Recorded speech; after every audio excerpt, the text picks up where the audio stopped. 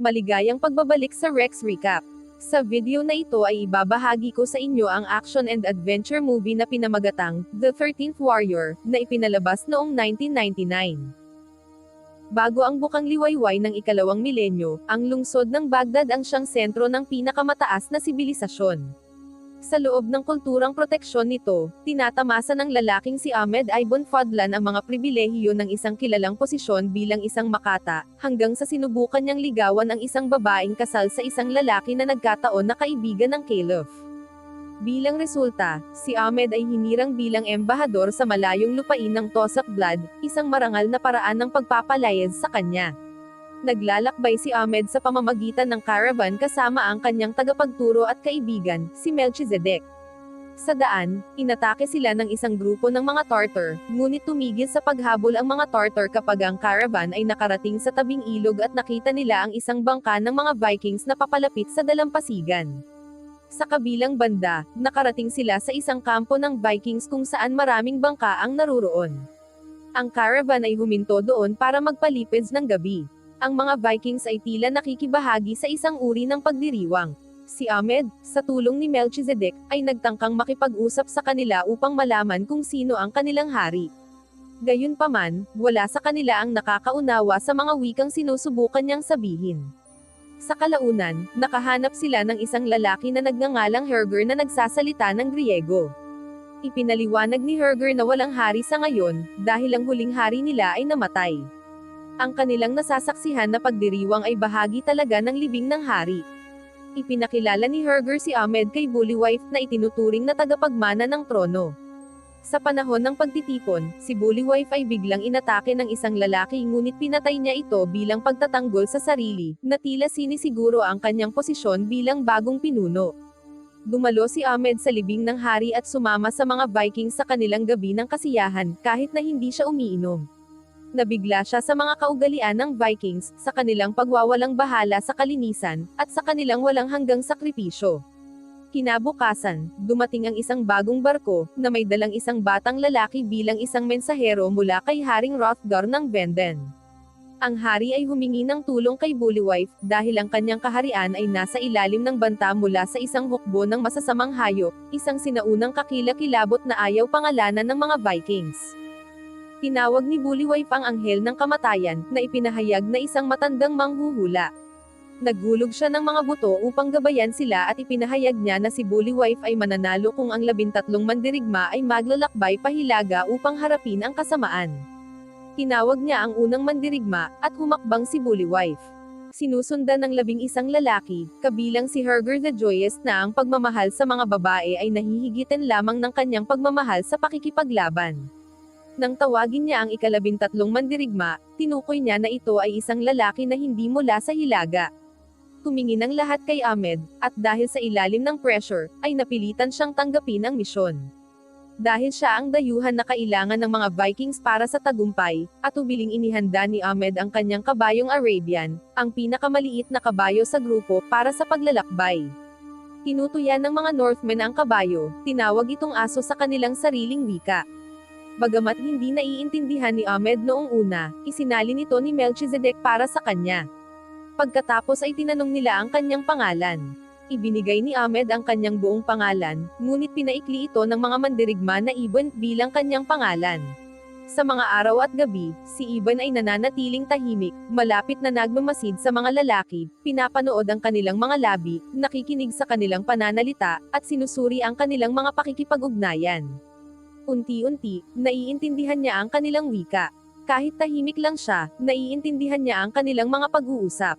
Isang gabi, habang nakikipagpalitan ng insulto ang mga lalaki, tinutuya ng isa sa kanila ang ina ni Ibn. Ito ay nagudyok sa kanya na tumugon sa unang pagkakataon, na ikinagulat ng grupo dahil naiintindihan ni Ibn ang kanilang salita, at higit sa lahat, nagsalita din siya sa kanilang sariling wika. Humahanga sa kung gaano kabilis natutunan ni Ibn ang kanilang wika, nakipag-usap si Bullywhife sa kanya ng mag-isa para magtanong kung marunong siyang gumuhit ng mga tunog na tumutukoy sa pagsulat ng Arabic. Kinumpirma ni Ibn na marunong siyang magbasa at magsulat. Sa kahilingan ni Bullywhife, sumulat siya sa buhangin, iisa lamang ang Diyos, at si Muhammad ang kanyang propeta. Saglit na pinag-aralan ni Bullywhife ang pagsulat bago umalis, mukhang masaya. Kinabukasan, patuloy na tinutuya ng mga Vikings ang kabayo ni Ibon, ngunit pinatahimik niya ang mga ito sa pamamagitan ng pagpapakita ng kanyang pangangabayo, na nagpapakita kung gaano kataas ang talon ng kanyang kabayo. Sa proseso, itinapon niya si Weth sa putik, na ikinatawa ng iba. Nagbiro si Bullywhife na kahit ang aso ay maaaring tumalon, na tila tinatapos ang talakayan para sa kabutihan. Matapos tiisin ng isang malupit na bagyo sa dagat at makapal na hamog, sa wakas ay narating ng mga mandirigma ang Vendenland. Inayos nila ang kanilang mga sarili bago bumaba sa kanilang bangka. Bago sumulong, isinulat ni Bullywhife sa buhangin ang ipinakita sa kanya ni Ibon kanina. Bagamat nakagawa siya ng kaunting pagkakamali, malinaw na pinahahalagahan niya ang aral at pinahahalagahan ang kaalaman ni Ibon. Ibinigay ni Herger kay Ibon ang isa sa kanilang mga espada, ngunit ito ay napakalaki at mabigat para sa kanya. Pagdating nila sa Venden, mabilis nilang napansin ang mahihinang depensa ng nayon at ang kakulangan ng mga tao upang protektahan ito. Ipinapaliwanag nito kung bakit hindi napigilan ni Haring Hrothgar, ang kanyang asawa, si Reyna Wailo, at ang traidor na anak ni Hrothgar, si Wiglaf, ang pag-atake ng mga kaaway. Kinumpirma ng hari na ang kanilang kalaban ay ang sinaunang banta na kilala bilang Gwendol, mga halimaw na sama-sama sa ambon upang pumatay at kumuha ng mga ulo ng tao. Habang pinag-uusapan ng mga lalaki kung nagsasabi ng totoo ang hari o nabaliw lang, napansin ni Ibon ang isang duguan at kalahating hubad na bata na tumatakbo patungo sa nayon na umiiyak. Kinilala ni Queen Wailo ang bata at pinamunuan niya ang grupo patungo sa kanyang sakahan, kung saan nakita nila ang ilang katawan ng tao na ganap na nawasak. Sa mga bangkay, natuklasan nila ang isang Venus figure na kumakatawan sa ina ng mga Wendol. Sa karagdagang pagsisiyasat sa lugar, napagtanto nila na ang mga Wendol ay maaaring maging matalino, maingat, at posibleng nanonood sa kanila sa sandaling iyon. Nagpasya ang mga mandirigma na huwag silang hanapin, sa halip ay hayaan ang mga Wendol na lumapit sa kanila. Sa hapunan, nagulat si Ibon nang makita ang kanyang mga bagong kasama na umiwas sa pag-inom sa unang pagkakataon mula nang makasama niya sila. Tinangka ni Wiglaf, ang anak ng hari, na pukawin si Bullywhife. Ngunit tumugon lang si Bullywhife na wala pa siyang narinig na anumang magagandang gawa mula kay Wiglaf, na pinatay lang niya ang sarili niyang mga kapatid para masiguro ang kanyang posisyon. Galit na galit, umalis si Wiglaf. Pagkatapos ay nakipag-usap ang mga mandirigma sa isang lalaking nakaligtas sa kamakailang pagsalakay ng Wendol sa ibang nayon. Inilalarawan niya ang mga nilalang na may mabangis na mga katangian, tulad ng mga ngipin ng leon, ulo ng oso, at kakayahang kumilos sa 2 at 4 na paa. Lumalaban sila gamit ang matatalas na kuko at laging umaatake sa ilalim ng makapal na ambon sa kalaliman ng gabi. Sinabi ni Edgethone na magkakaroon ng hamog ngayong gabi. Ang matandang hari ay nag-aalok kay Bullywhife ng pagkakataon na magbantay sa kanila, ngunit magalang na tumanggi si Bullywhife sa utos ng Reyna. Ang mga mandirigma ay naghahanda para sa gabi at humiga sa isang pabilog na silid upang matulog. Si Ibon, hindi mapalagay, nagtatanong kung paano sila makakapagpahinga sa isang mapanganib na sitwasyon. Pinapanatag siya ni Herger, na nagsasabi na ang kapalaran at kamatayan ay darating din sa kanila, kaya't walang silbi ang mag-alala, dapat mabuhay lang sila ng malaya, nang walang kinatatakutan. Tuluyan nang nakatulog si Ibon ngunit biglang nagising mula sa isang bangungot. Sa pagtingin sa paligid, napagtanto niya na ang iba ay nagpapanggap lamang na natutulog dahil naramdaman nila na may tao sa labas. Ibinubulong sa kanya ni Herger na kapag nagsimula ang labanan, tatayo sila sa isang bilog para hindi sila matamaan sa likod. Nagprotesta si Ibon na hindi siya isang mandirigma, ngunit sinabi sa kanya ni Herger na malapit na siyang maging isang mandirigma. Ilang sandali pa, nagsisimula na ang pag-atake. Ang mga mandirigma ay lumukso sa pagkilos, at si Ibon ay lumalaban din. Kahit na siya ay marahas na itinapon sa buong silid at nagdusin ng mga sugat sa kanyang mukha, siya ay nakaligtas na halos hindi nasaktan. Gayunpaman, sina Hygelak at Ragnar ay pinatay at pinugutan ng ulo. Pagkatapos ng labanan, nabalisa ang mga lalaki nang mapagtanto nilang hindi nila mahanap ang isa sa mga katawan ng Wendol kahit na sigurado silang napatay nila ang ilan sa kanila. Ginagamot ni Olga ang mga sugat sa mukha ni Ibon bago tinulungan ang nayon na bumuo ng mga kailangang depensa.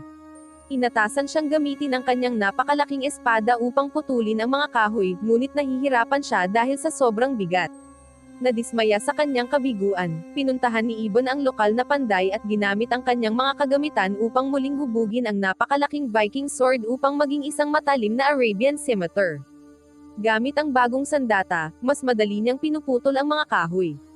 Bagamat ang mga Vikings ay mapaglarong tinutuya ang mas maliit na sukat ng espada, si Ibon ay tumatawa kasama sila at ipinakita ang kanyang kaunting kakayahan sa paghawak ng espada.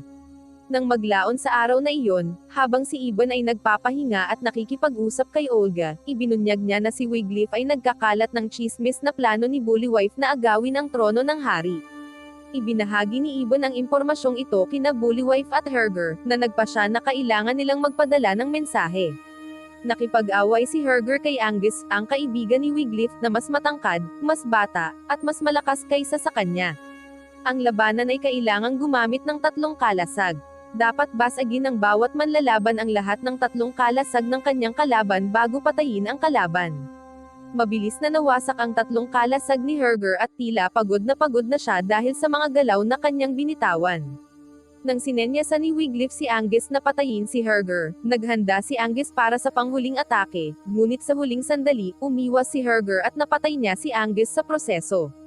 Ang buong labanan ay isang panlilinlang na sinadya upang magkaroon ng takot si Wiglaf na nagpapakita sa kanya ng mga panganib na huwag maliitin ang hindi niya naiintindihan. Sa tiwala na si Wiglaf ay natatakot na ngayon, si Bullywhipe at ang kanyang mga tauhan ay nagpatuloy sa pagpapatibay sa nayon. Habang lumalapit ang gabi, nakita ni Ibon at Edgetho ang apoy sa malayo, na hudyat ng napipintong pag-atake ng mga Wendell. Habang naghahanda ang mga lalaki para sa labanan, nakita nila ang isang batang babae na tumatakbo patungo sa nayon, na medyo malapit sa apoy. Sumakay si Ibon sa kanyang kabayo at tumalon sa ibabaw ng bakod upang iligtas ang bata, na dinala itong ligtas sa nayon. Habang ginagawa niya ito, mas malapitan niyang tiningnan ang apoy at napagtanto na ito ay ang mga mandirigmang Wendell, na may dalang mga apoy. Ang mga mandirigmang Wendell ay kumalat sa paligid ng nayon, at nagsimula ang labanan. Si Ibon, sa kanyang sariling sorpresa, ay nagawang patayin ang isa sa kanila at sa lalong madaling panahon, napagtanto niya na sila ay mga tao lamang na nakabalat kayo bilang mga hayop. Sa paghahayag na ito, ang kanyang takot ay naglaho, napalitan ng isang biglaang tapang. Sumali siya sa labanan, pinapatay ang bawat Wendell na lumalapit sa kanya, na ikinatuwa ni Herger. Ang mga mandirigma ay mabangis na lumaban, ngunit dahil sa dami ng mga Wendell, napatay sina Skeld, Halgebrand, at Rethel bago umatras ang mga Wendell. Napailing mula sa labanan, nakipag-inuman si Ibon kina Herger at Olga. Sa kanyang pagtataka, natuklasan niya na ang inumin ng Vikings ay ginawa gamit ang pulot, ibig sabihin ay hindi ito teknikal na ipinagbabawal ng kanyang relihiyon. Nang gabing iyon, sina Olga at Ibon ay natutulog ng magkasama. Kinabukasan, muling sumama si Ibon kay Bullywhipe at sa natitirang mga mandirigma upang pag-usapan ang kanilang susunod na hakbang. Ang kanilang bilang ay lumiliit, at ang mga depensa ng nayon ay humihina. Humingi ng patnubay, kumonsulta sila sa isang sinaunang tao sa nayon, na nagpapayo sa kanila na subaybayan ang Wendell sa kanilang pugad at sirain ang kanilang mga pinuno, ang ina ng mga Wendell at ang kanilang warlord, na nagsusuot ng mga sungay ng kapangyarihan. Determinado, ang mga mandirigma ay umalis sa nayon upang hanapin ang kanilang kaaway. Mabilis na naging malinaw na ang Wendell ay hindi nag-aalala kung masundan sila ng mga Vikings dahil ang kanilang mga bakas ay madaling sundan. Sa daan, nakatagpo sila ng mga bungo ng oso. Sa pagmumuni-muni sa kanyang nakikita, sinabi ni Ibon na ang pananamit ng Wendell ay parang mga oso, gumagalaw na parang mga oso, at nakikipaglaban gamit ang mga kuko na parang oso. Napagpasyahan niya na nakikita nila ang kanilang sarili bilang mga oso at malamang na nabubuhay sa katulad na paraan. Naunawaan ito, inutusan ni Bullywhipe ang kanyang mga tauhan na maghanap ng kalapit na kuweba, na sa lalong madaling panahon ay natuklasan nila. Tahimik, pinapasok ni Bullywhipe at ng mga natitirang mandirigma ang underground village ng Wendell, palalim ng palalim ang paggalaw hanggang sa marating nila ang pugad ng ina ng Wendell. Habang ang mga mandirigma ay bumubuo ng isang linya ng depensa laban sa mga Wendell, na alam na ngayon ang kanilang presensya, si Bullywhipe ay pumasok sa pugad ng ina upang harapin siya. Mabilis niya itong pinatay, ngunit natamaan si Bullywhipe sa balikat gamit ang kanyang kuko na may lason. Ang mga mandirigma ay tumakas sa isang kuweba sa ilalim ng tubig na humahantong pabalik sa labas, ngunit hindi sumunod si Healfdene sa kanila. Pinili niyang manatili sa likuran, hinaharangan ni Healfdene ang mga Wendell, na nagbibigay sa kanyang mga kaibigan ng mas maraming oras upang makatakas. Sa sandaling nasa labas, napagtanto nila na si Bullywhife ay mabilis na humihina at maaaring hindi na makaligtas sa susunod na araw. Bumalik sila sa nayon kung saan si Bullywhife ay naantig sa kalungkutan ni Ibon sa kanyang nalalapit na kamatayan. Nangako si Haring Hrothgar kay Bullywhife ng isang libing na katulad ng isang hari, ngunit sa halip ay ipinahayag ni Bullywhife na mas mararamdaman niya ang karangalan kung may magsusulat sa kanyang mga ginawa. Naiintindihan ni Ibon na ang hiling na ito ay nakadirekta sa kanya at napagtanto niya kung bakit palaging interesado si Bullywhife sa kanyang kakayahang magsulat. Habang naghihintay si Bullywhife sa kamatayan, naghahanda ang mga mandirigma at taga-nayon para sa labanang alam nilang paparating, umaasang maghihiganti ang mga Wendell para sa pagkamatay ng kanilang ina. Bago magsimula ang laban, inalis ni Ahmed ang kanyang mga bota at baluti, lumuhad sa putikan upang manalangin. Humihingi siya ng lakas upang mamuhay ng maayos sa mga susunod na minuto at humingi ng kapatawaran sa lahat ng mga bagay na dapat niyang gawin o sinabi ngunit hindi niya ginawa. Habang papalapit ang kalaban at nakatuon ang mga mandirigma sa napakaraming Wendell na papalapit sa kanila, sumuray-suray si Bullywhife sa labas. Determinado siyang mamatay sa pakikipaglaban sa halip na maghintay ng kamatayan, nakipagtitigan siya sa warlord ng Wendell.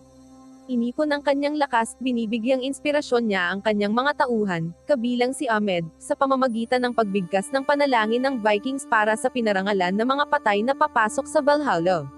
Magsisimula na ang labanan. Kahit na nanghihina sa lason, nagawa ni Bullywhife na patayin ang warlord ng Wendell. Tulad ng inihula ng sinaunang tao, ang hukbo ng Wendell ay agad na umatras. Pagkatapos ay umupo si Bullywhife sa isang improvised na trono, namamatay bilang isang mapagmataas na haring mandirigma, ang kanyang presensya ay nakatayo bilang isang babala sa mga Wendell na nananatiling protektado ang nayon. Nang maglaon, nasaksihan ni Ahmed ang maharlikang libing ni Bullywhife bago bumalik sa kanyang tinubo ang bayan. Nagpapasalamat sa mga Vikings sa pagtulong sa kanya na maging kapwa-tao at tapat na lingkod ng Diyos, tinupad niya ang hiling ni Bullywhife sa pamamagitan ng pagsulat ng kwento ng kanyang paglalakbay kasama ang mga Vikings at Norsemen, ang kwento ng ika-13 mandirigma. Wow naman! Doon nagtatapos ang pelikula mga idolo. Salamat sa inyong panunood.